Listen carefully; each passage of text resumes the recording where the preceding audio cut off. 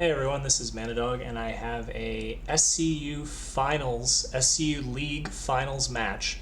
This is a PvP between Vint and Anderson, two pretty well-known Protoss players. I think we're ready for an exciting one here. These are Team Savage and Chaos. The first game is on Polestar, so let's get into it. So we have Anderson spawning as the brown Protoss in the top right. And we have Vint spawning as the, what color is that? That's kind of like a pink color, a pink Protoss in the bottom left. So they are cross spawns. Both these players are pretty creative, to be honest. Oh, we have a very early probe coming out from Vint, like incredibly early. Like, even if you're doing center gates, this is early. So we'll see where this goes. I have to imagine this is going to be some sort of proxy. I don't know what else you would possibly do to send out a probe quite so early. Yep. And Anderson on the other end playing very standard. Yeah, he's sitting in the middle. Some trickery going on here from Vint. This is an 8 pylon. This isn't even a 9 pylon. A 9 pylon, it's too slow. Our zealots need to be there. They need to be there as fast as possible. We've made an 8 pylon. But we did make another probe afterwards. Yeah, we did. And I don't know if this is actually faster. I think this might actually be slower. I would think center 9-9 is center 9-9 for a reason. It's probably more optimized than a center 8 pylon than 9-9 gate. Anderson's gate is a little bit faster than Vint's first of his 2 gates here. Anderson is scouting what would typically not be the right direction, but I mean, we're cross spawned, so it doesn't actually matter. But he's not going to find Vint up here. Vint is first checking cross, so he's going to find Anderson right away. Anderson took his gas, so it looks like we're going for some goons is the plan here. Some goons or some tech. Yeah, he's thrown down the cyber core right away. He has not made a zealot, which I think you still kind of need to. This is I'm a Terran player, so this is not really a matchup I know very well. But more importantly, he sent his probe in the middle. He sees the gates, so Anderson knows exactly what is happening. And as a purveyor of center gates himself, I think Anderson is probably extremely familiar with what to do in this scenario. The timing of this, how he needs to respond, and respond he is. This is a pretty early shield battery. I don't know if it needs to be this fast, but the probe is still alive in his base, so Vint's gonna see it. This is a second shield battery. I don't know if you need 2, but I guess the logic here is that center gates is about as all in gets, although he is actually probing behind this, yeah. So they're tied in workers here, so Anderson has a lead on tech. Oh, we have a manor pylon here. So Anderson has a tech lead. There's the first zealot. Yep, healed right up. We're well prepared on shields for the foreseeable future. Vint is not making out of his gates. I think he's made his 4 zealots, and he sees that this is obviously not going anywhere. Anderson knows what's up, and he has definitely reacted, maybe even overreacted. So I think Vint knows this is going nowhere, and he's just going to try and greed behind it. He knows that Anderson is incredibly blind here, and Anderson has reacted well. He's definitely not going to die to these center gates, so Vint is just going to see if he can greed behind it, try and hope that Anderson is going to stay overly defensive, sit at home, and kind of just let him get away with this. So he's also got his gas, there goes his core. Anderson's tech, as it were, is still quite a bit faster. He's got goon range about half done. First Dragoon popping now. Luckily, he does not get stuck in there in any way. And meanwhile, Vint, he's got his probe that's now caught, but he's kind of just got zealots sitting in the middle. He's making a 5th and 6th zealot. I guess he can't make anything else, so that makes sense. And we have our second and third goons about done. But because Anderson was so defensive here, he's actually slightly behind in workers before the second Nexus is even done. So there's definitely potential here for Vint to get away with something. If Anderson keeps sitting, oh, he's moving out. The goons are going to be huge here, but these Zealots 1-to-1 will beat goons if you just sit there and fight. And Vint has some pretty good Zealot micro, so. Although so does Anderson, to be fair. Both of these guys know what they're doing with Zealots. Let's put it that way. But as the goon numbers get higher, that's of course going to scale better because they're ranged. His range is still quite a bit away, and we actually have 2 more gates in the middle. I don't really know why these are in the middle. Like, I don't think you gain anything over putting these gates in your main. You basically just will now have 4 gates that you're able to lose if Anderson can ever move out, instead of the 2 that you're already going to lose in that case. So, kind of a weird choice by Vint. He's like, I want it all powered by 1 pylon.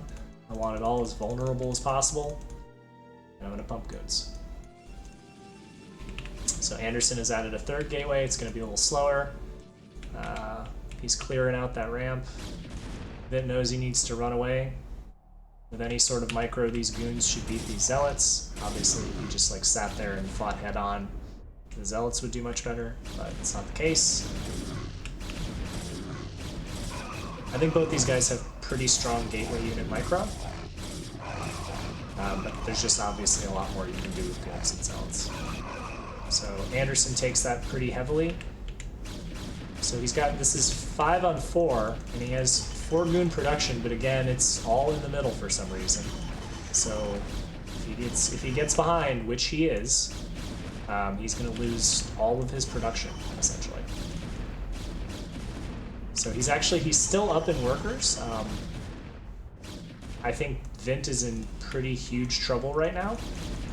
Yeah, once this pylon goes, he has no army production. And if he'd made these 2 gateways in his main, I think this was probably salvageable. He's ahead on economy in a pretty significant way. He's got 2 nexuses, more workers. Oh, Anderson's going to the bottom right because he actually has not yet scouted Vint. He's just guessing. He's only seen the top left. So he's just taking the 50-50 and he's guessed wrong. Vint has just decided that he can't win anyway, though. Which he's probably correct because he has lost all of his production. So that's a 1-0 lead from Anderson. Let me update the scoreboard here.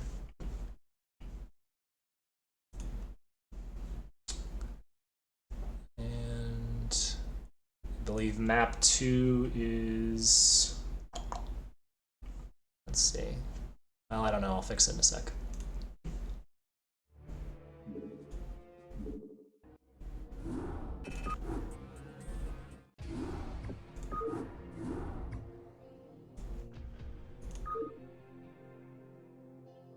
Okay.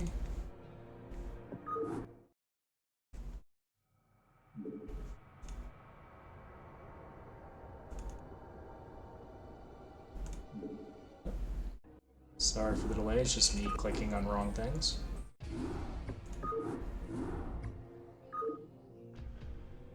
Okay, Octagon is going to be map 2. So let's pause it. Let's get in here. Let's update. So this was Octagon. We have Anderson up 1. So this is game 2 of the finals match between Vint and Anderson. This is Team Savage versus Team Chaos. We had kind of a wacky game 1. Let's see what happens in game 2. So spawning in the bottom left, in kind of a darker green this time, we have the Protoss Vint for Team Savage. And spawning in the top left, we have the brown Protoss for Team Chaos. It's Anderson. Can Anderson close this out in a quick 2, or are we going to get a 3rd game? Let's find out. So again, there's nothing really that's going to happen here. We're just making our probes. So these 2 players have played each other a lot. They're very familiar with each other. They're friends. So I think we might see some some sort of metagame moves because they both know how the other player likes to play. Oh, thought that probe might be going out, but he's not, so we got an in-base pylon. We have the same thing from Vint. These are pretty mirrored builds so far. Although I guess what else really could happen? No one's going for center gates this time. Anderson is definitely the kind of guy that will center gate you in game 2 after you center gate him in game 1. So that was a very real possibility. Okay, Anderson has put down his gate. Vint has not. There is no gate. He's not sending out probe to make one. So he's either made a horrible mistake or this is about to be a 12 Nexus. And there's the probe now, about that Nexus timing. So Vint is just all in on cheeky stuff today. We had the extremes. We had center 9-9 in the first game, and now we have a 12 Nexus in the second game. Our strategy is called Hope He Doesn't Scout. And he found it in game 1, but let's see if our luck is a little better in game 2. So Anderson already has his gas. He's going to work towards Dragoons again, same as game 1. Vint is just pumping probes. He's finally at a gate. Luckily for him, Anderson did not go with the center gates because he would be absolutely dead if he had. Okay, we got 2 gates. We have yet to take a gas.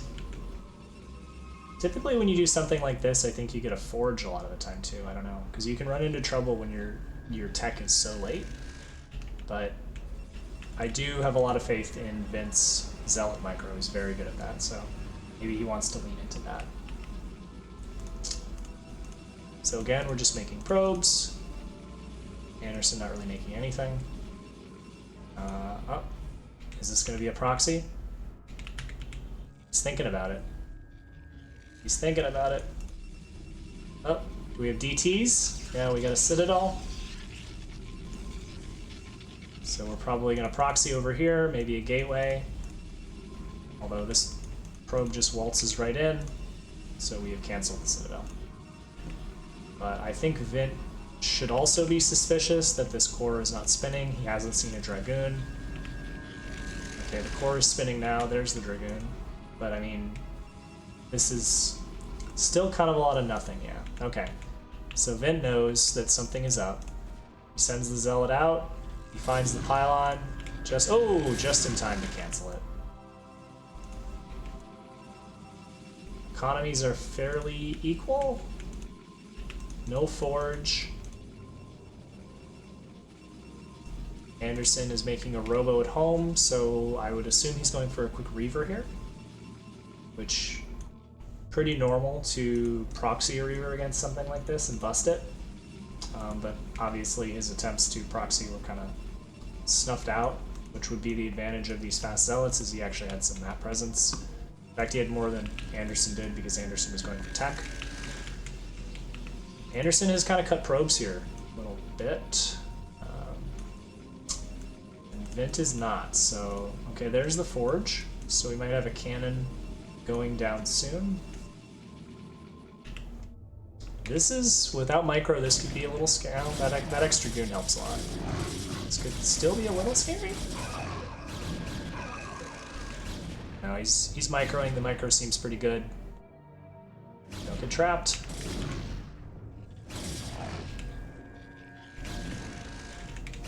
This is also slowing down the engineering support bay? I don't know the name of it, but the building that lets you get a Reaver.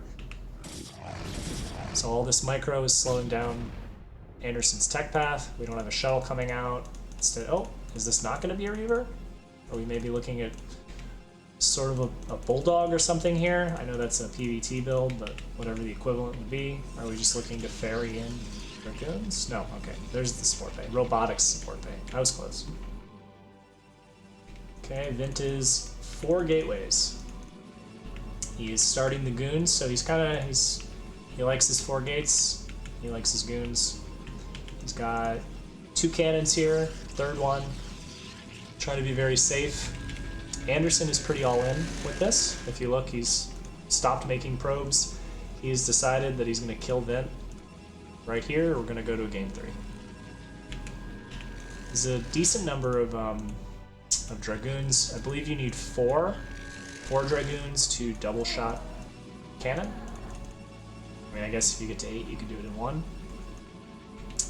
He's got the pylons at the perimeter in case he thinks Vint's doing anything cheeky, which, I mean, Vint has done a lot of cheeky things in this series, so makes a lot of sense. But at this point, I think he's just waiting for the Reaver. Vint's just getting a fat economy. 3 cannons. Zealots posted out. This is actually a pretty small army, though. He needs some of these goons to start finishing. He's up to 6 gates already. I think there's a timing here for Anderson to really do some damage. Vint cut a lot of units to get those gates up, to get those cannons up. He's wisely running away. He knows that he can't fight in a position like this. Oh, he's letting it get picked off. I mean, Anderson needs to kill here, but, well, goon's popping in time. Let's see what he can do with the Reaver. Basically, this Reaver is the game for Anderson, so. Yeah, I think these cannons are going to be too late. Goons streaming in. Okay, enough to almost one-shot it. The Reaver, can he get it? He gets the shuttle. The Scarabs are good. Yeah, I think that's going to be it. Nice bust by Anderson. And that'll be a 2-0 for Anderson and Team Chaos in the finals of SCUL Season 2. Alright, thanks for watching, guys.